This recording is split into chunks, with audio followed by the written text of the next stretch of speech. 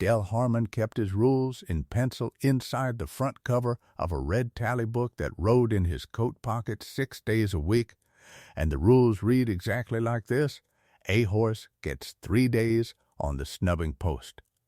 A rider thrown twice by the same animal hands him up the line. Nothing four-legged wins on this place. In the Greenhorn Valley of southern Colorado in the summer of 1881. Those 3 penciled sentences governed 60 green horses a year, 11 hired men, and every gate, pen, and picket line on 1,400 acres of short grass range. They governed everything, that is, until the 3rd morning of June, when a widow in a royal blue dress stood in the center of Dell's round corral with her flat hand resting on the lowered neck of the most notorious outlaw horse in 3 counties. The horse was a coal-black gelding called Deacon, and he had thrown every man who ever climbed onto him, including Del Harmon, twice. The woman was holding a coiled rope out toward the top rail, where Del leaned with his brown hat pushed back and his mouth open around a protest that never got finished, and the rope she offered him carried not one mark of sweat or strain, because in 3 days she had never once put it on the horse. She asked him a question that morning, in a voice no louder than a page turning. And the question was why a man would go on fighting a war he had already lost. This is the story of how the hardest bronc man in southern Colorado watched a widow gentle. In 3 quiet days and without a rope, the horse that force could not touch in 3 years, and of how he came to understand, somewhere between the first morning and the last, that there had been 2 frightened animals inside that corral all along, and only one of them wore a black hide. To understand what that June morning cost Del Harmon, you have to understand what he had built.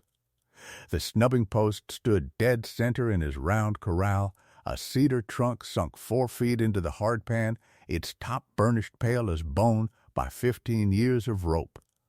The method never varied.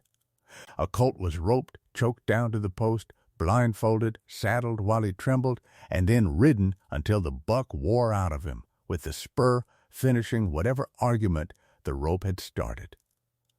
3 days to a horse, 60 head a year, strings of them shipped to stage lines and mine halls and cow outfits from Pueblo down to Trinidad. Men along the Arkansas said Del Harmon could ride anything that grew hair, and the saying was very nearly true, and the nearly had a name. Deacon came to the ranch in a lot of 12 Mustang-bred colts out of the San Luis, black as stove iron, with a white snip on his muzzle and an eye that measured a man before the man had shut the gate. In 3 years, he had gone to the post 3 times. He had bled on it, fought it until his knees buckled, stood at last in a lather of false surrender, and then, the instant a rider's weight touched the stirrup, he came apart with a violence that emptied the corral. He sent Gus Pruitt over the rails with 2 cracked ribs. He put Del himself in the dirt twice, the second time before Del had even found his off stirrup. Any other animal with that record would have gone to the rough string lot in Pueblo for whatever the cannery man offered. Del kept him. He told the crew the horse would make a lesson someday. The truer thing, which Del never once said out loud, was that selling Deacon would have felt like losing in public.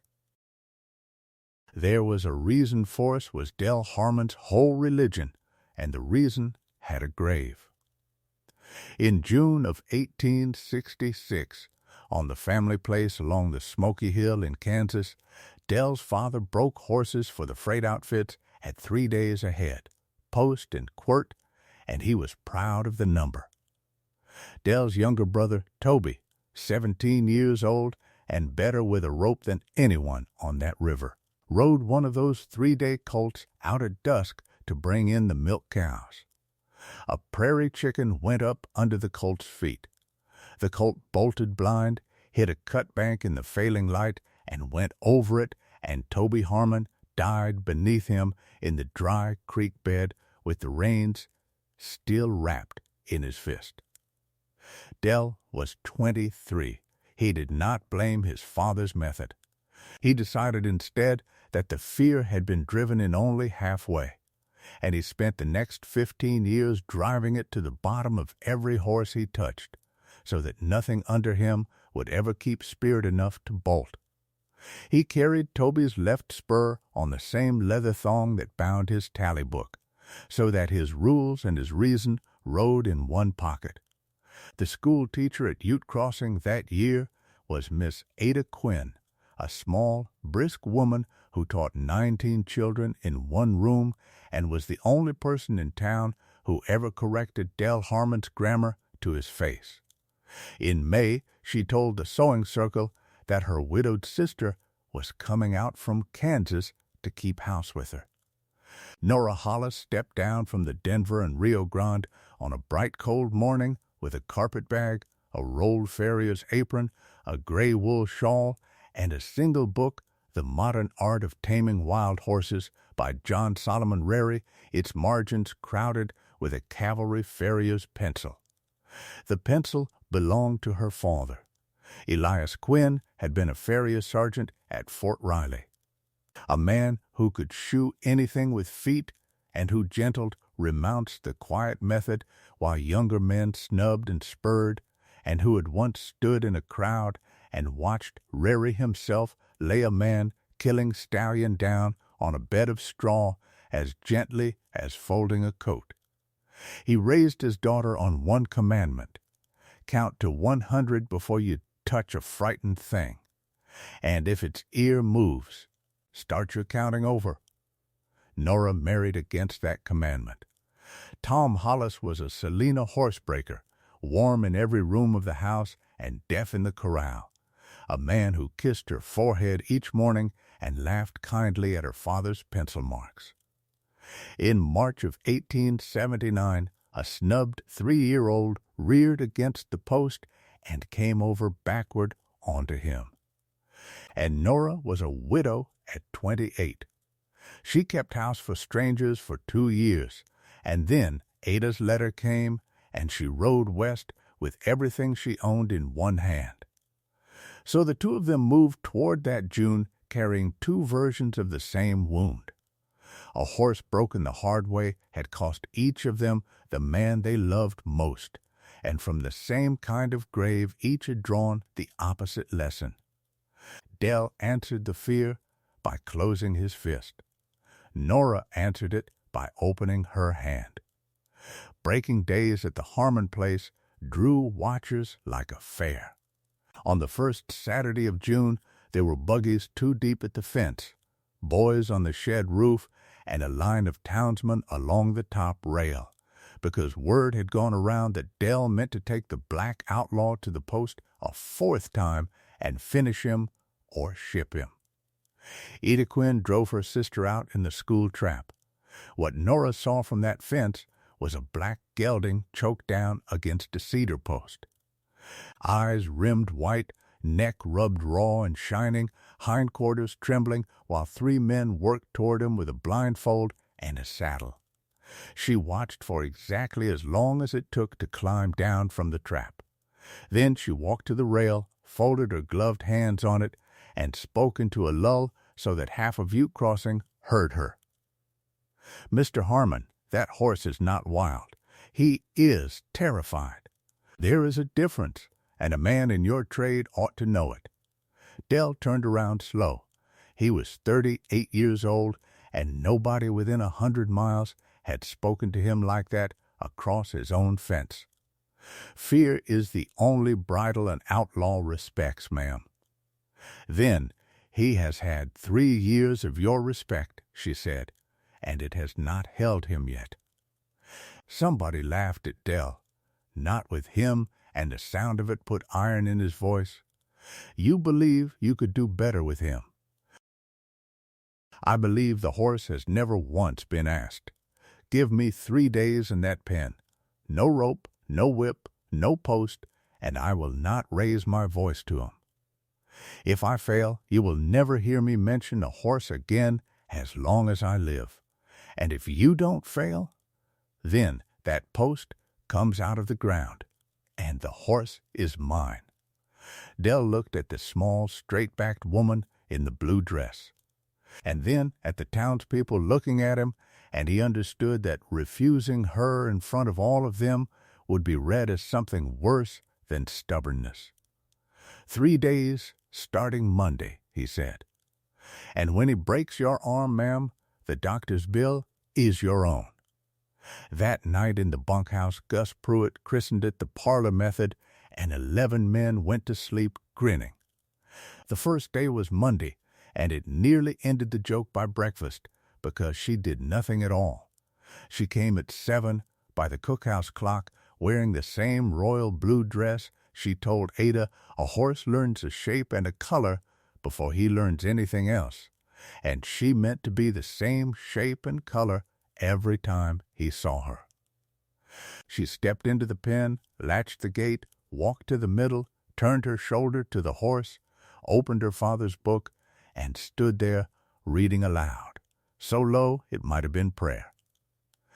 Deacon jammed himself against the far rails and stayed there, ears pinned, one hind foot cocked. She never looked at him. 1 hour. 2. The hands found reasons to pass the corral and reported back that the widow was still standing like a statue of a woman reading. By the 4th hour, Deacon's pinned ears had come up, and one of them had swiveled toward the sound of her voice and stayed swiveled. By the 6th, he had drifted a quarter of the pen closer, one hoof at a time, pretending the whole while to be interested in something else, and every time he took a step toward her, she took a slow step away, as if he had won a game whose rules only those two knew. Late in the afternoon, he crossed the pen and blew one long breath against her sleeve. She closed the book, walked out, and latched the gate behind her without ever having touched him. Young Aunt Ferris, 19, and the only hand who had watched the whole day straight through, asked her at the gate what she had accomplished. Today he learned that nothing in that pen was going to happen to him, she said. Tomorrow he will tell me when. Supper at the long table was merciless anyway. Pruitt said the county had witnessed a woman get paid in horseflesh for standing around, and that if standing was schooling, every fence post in Colorado was a professor. One of the freighters observed that stubborn women had won stranger bets. Men still told the story of Josephine Marsh, 1 county over, who had proved her seized herd honest with a single hide turned inside out, but Pruitt said a horse was not a ledger, and the laughing went on. Aunt Ferris did not laugh.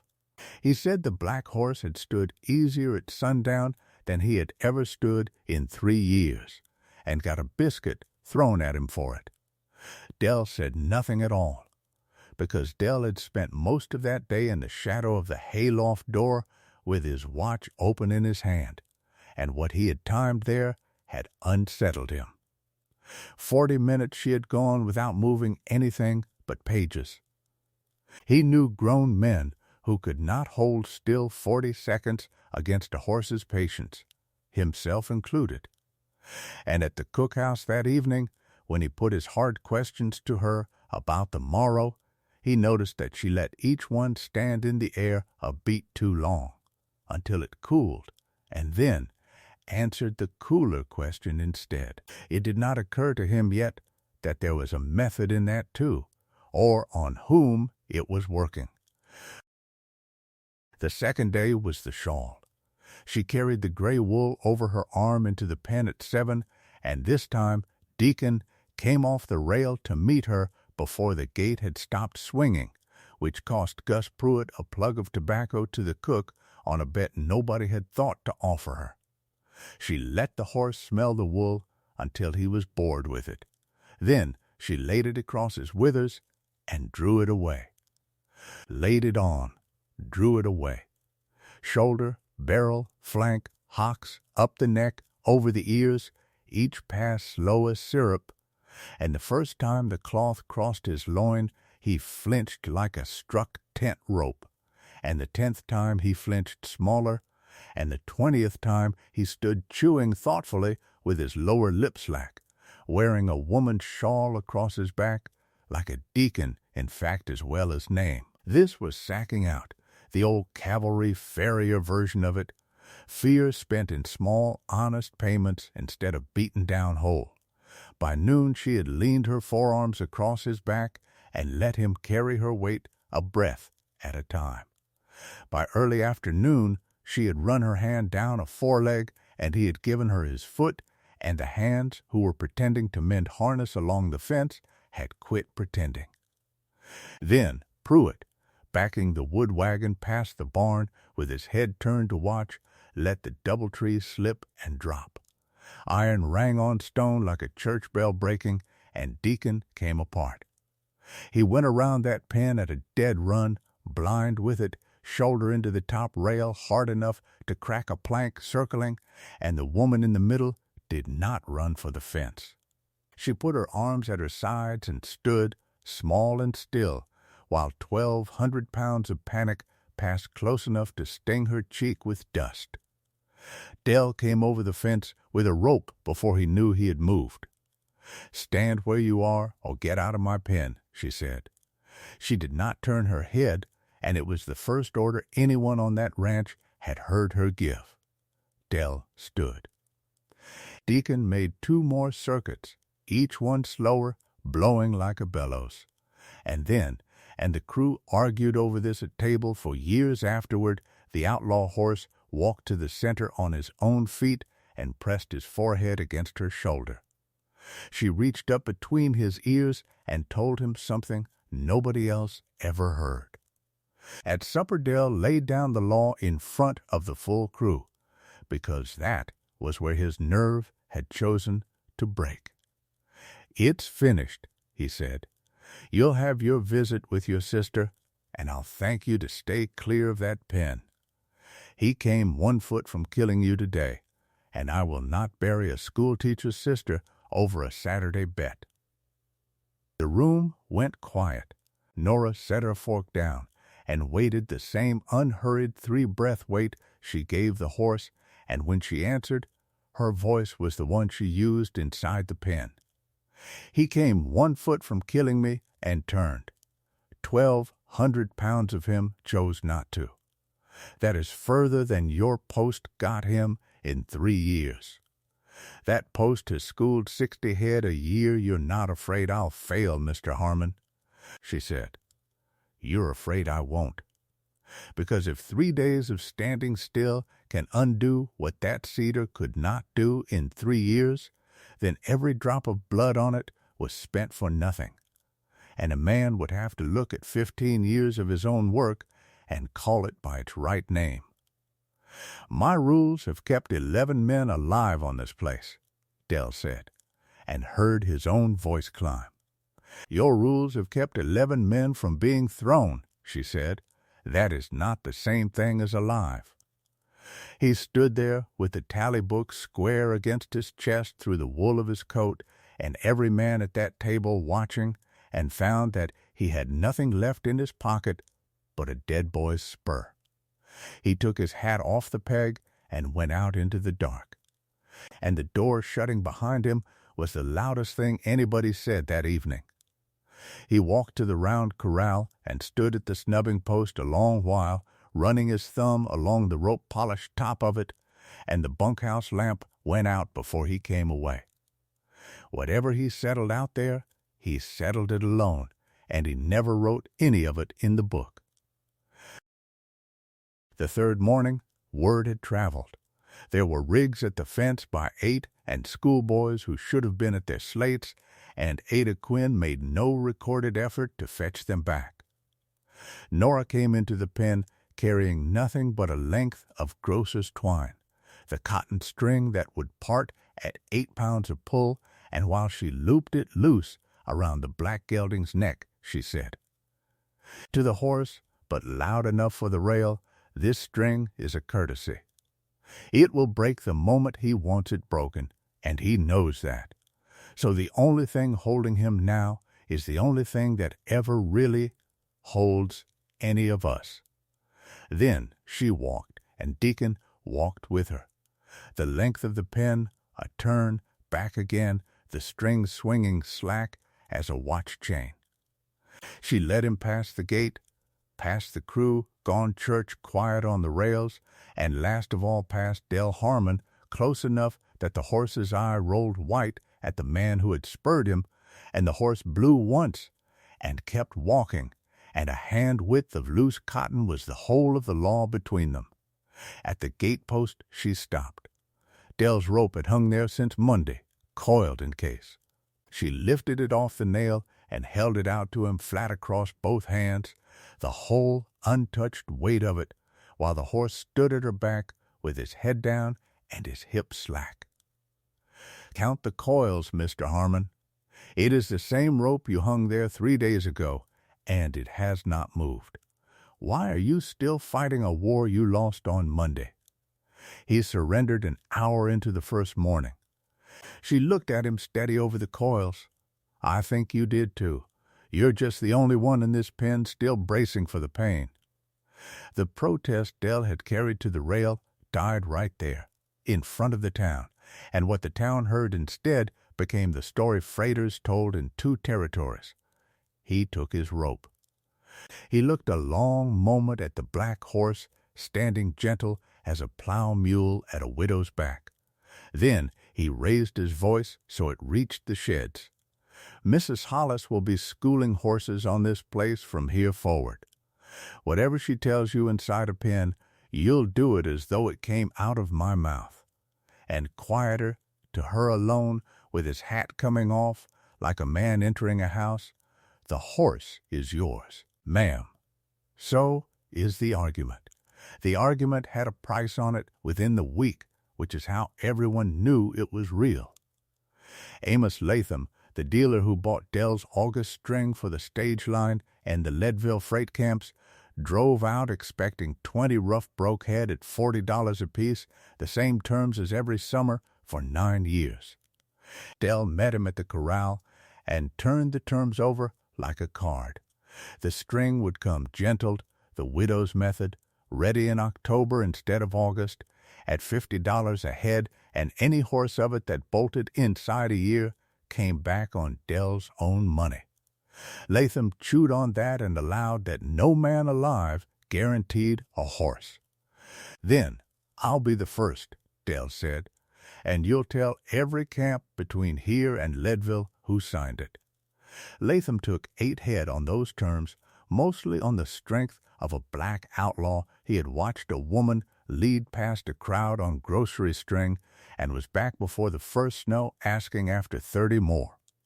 And on the Sunday between those 2 visits, Del Harmon retired the snubbing post.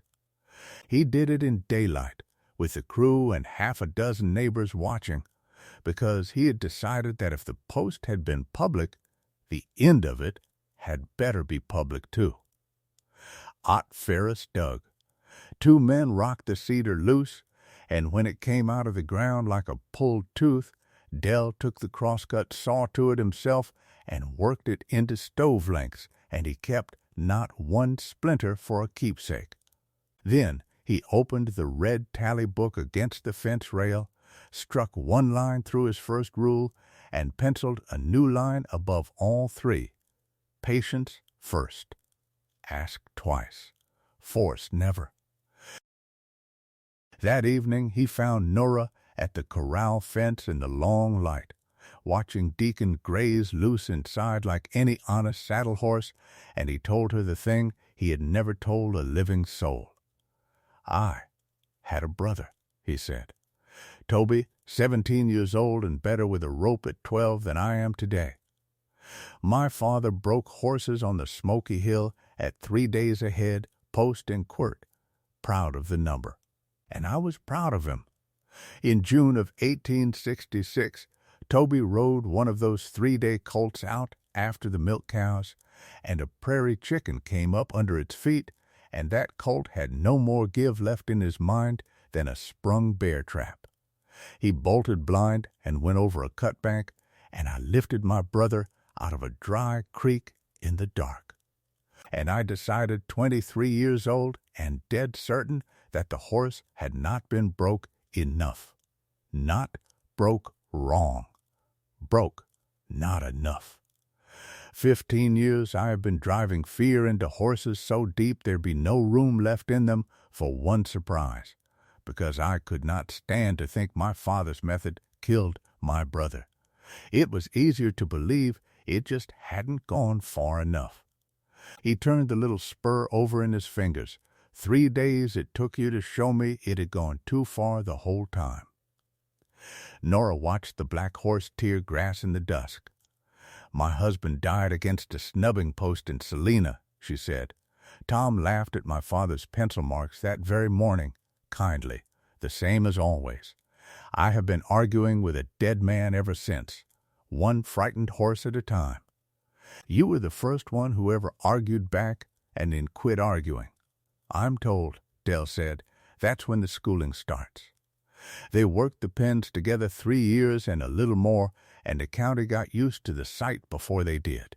They were married in April of 1885 in the ranch yard on the bare circle of ground where the snubbing post had stood, because Nora said that patch of dirt had earned itself a better memory. Ada Quinn stood up for her sister. Ott Ferris held the ring. Deacon stood at the rail in a wreath of plum blossoms some school child had made him, wearing, in place of a bridle, a loop of cotton string. For a wedding gift, Dell gave her the red tally book, and beneath his 3 rules she penciled a 4th in her Farrier plain hand: nothing gentled ever forgets it. That same spring, buyers along the Arkansas were paying $15 a head over the going rate for anything whose bill of sale read Harmon gentled, and paying it gladly because the horses stayed sold. By 1890 the ranch was schooling 90 head a year on 1,800 acres and turning buyers away until the following season. Gus Pruitt, the man who had named it the parlor method, ran the gentling pens until his hands gave out, and taught it meaner-mouthed and prouder than anybody. Deacon carried Nora on her rounds for 20 more years and died in the winter of 1903. And they buried him whole under the big cottonwood by the creek, an extravagance no one on that ranch ever apologized for.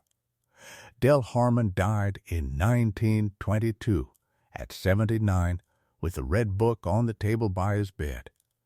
Nora followed him in 1931. They lie under one granite stone in the Greenhorn Valley Cemetery. And beneath the 2 names, the stone spends only 4 words: the quiet way held.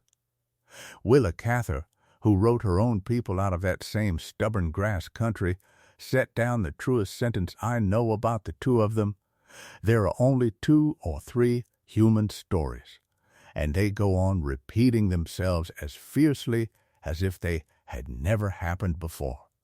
I think Del Harmon was right about one thing from the very start. Something in the corral did have to be broken before anything could mend. He just spent 15 years wrong about which creature it was. So here is my question for you tonight. Has somebody ever gentled you when the rest of the world seemed set on breaking you, and did you know it while it was happening, or only years later? Counting the coils of everything they never used against you? Tell me about it in the comments. I read every one. If this story stayed with you, share it with somebody who is still bracing for a blow that is not coming. And if you want another story about a stubborn heart and the quiet method that finally reached it, the next one is waiting for you right now.